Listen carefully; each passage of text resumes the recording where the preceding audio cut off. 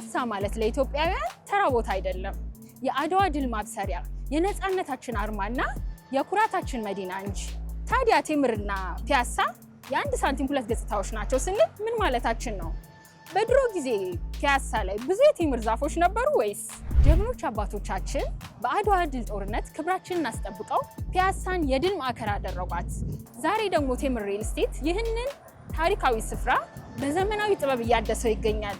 በድምሩ 6 ግዙፍ ፕሮጀክቶች፣ 3 የንግድ ሞሎች፣ የከተማዋን የንግድ እንቅስቃሴ የሚቀይሩ 3 የመኖሪያ አፓርትመንቶች የታሪክ ባለቤት ሆነው በምቾት የሚኖሩበት። ትላንት በአድዋ የነፃነት ታሪክ ሰራን። ዛሬ ደግሞ በፒያሳ ልብ ውስጥ ከቴምር ሪል ስቴት ጋር የዘመናዊነት ታሪክን እየጻፍን እንገኛለን። እርስዎ የዚህ ታላቅ ታሪክ አካል መሆን ይፈልጋሉ? እንግዲያውስ ቴምር ሪል ስቴት ምርጫው ይሁን።